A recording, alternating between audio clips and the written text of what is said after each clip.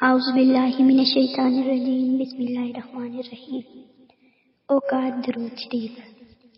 درود شریف ایک ایسا وظیفہ ہے جو ہر وقت پڑھا جا سکتا ہے، یعنی درود پاک پڑھنے کی نہ کوئی تعداد مقرر ہے اور نہ وقت، بلکہ جب چاہے پڑھے، جتنا چاہے پڑھے، دن کے وقت پڑھے یا رات کے وقت پڑھے، نماز سے پہلے پڑھے یا بعد میں پڑھے، دعا سے پہلے پڑھے یا بعد میں پڑھے، کھڑے ہو کر پڑھے یا بیٹھ کر پڑھے، گویا کہ چاہے تو ہر گھڑی پڑھے یا ہر دن پڑھے، لیکن بعض خاص مقامات اور اوقات میں درود پاک پڑھنا زیادہ افضل ہے، لہذا جن اوقات میں درود پاک پڑھنا چاہیے وہ حسب ذیل ہے۔ نمبر 1، نماز کے آخری قضا میں تحیات کے بعد درود شریف پڑھنا لازمی ہے۔ نماز جنازہ میں دوسری تکبیر کے بعد حضور صلی اللہ علیہ وآلہ وسلم پر درود پاک پڑھنا ضروری ہے۔ جمعے کے پہلے اور دوسرے خطبے میں حضور پر درود پاک پڑھنا ضروری ہے۔ نماز دین کے خطبوں میں بھی درود پاک پڑھنا اشد ضروری ہے۔ نماز استسقاء کے خطبے میں بھی درود پاک پڑھنا ضروری ہے۔ 5ویں وقت کی نماز کے بعد دعا سے قبل بھی درود پاک پڑھنا بہتر ہے۔ نماز کسوف اور نماز خسوف کے خطبوں میں بھی درود پاک پڑھنا چاہیے۔ مساجد میں داخل ہوتے وقت اور باہر نکلتے وقت اور بیٹھتے وقت بھی درود پاک پڑھنا بہتر ہے۔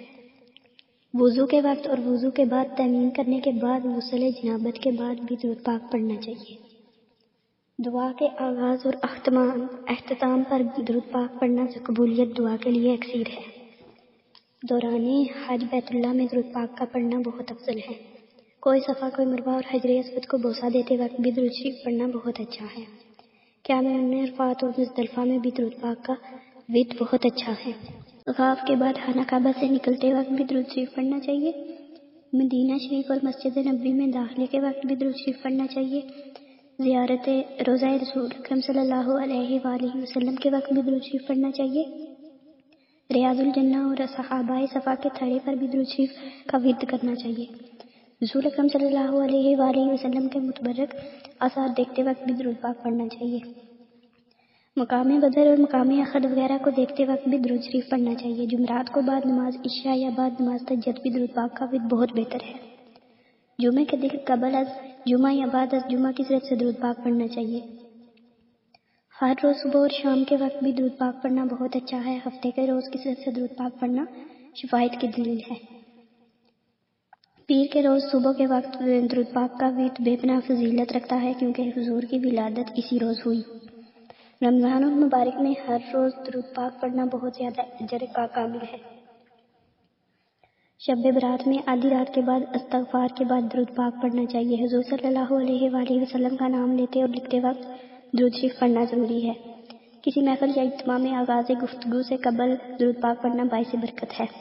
کسی مجلس سے اٹھتے وقت درود شریف پڑھنا باعث عزت ہے۔ رات کو سوتے وقت درود شریف کا ورد باعث حفاظت ہے۔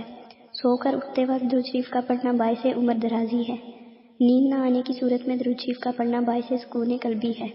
مجلس ذکر کے آغاز اور اختتام پر درود پاک کا پڑھنا مجلس کی شرف قبولیت کی دلیل ہے۔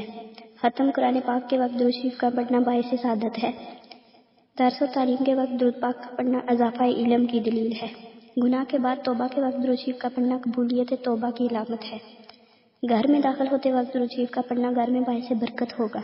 کسی چیز کے بھول جانے پر درود پاک کا پڑھنا یاد آنے کا سبب بنے گا۔ نکاح کے موقع پر درود شریف کا پڑھنا خیر و برکت اور سلامتی کا سبب ہوگا۔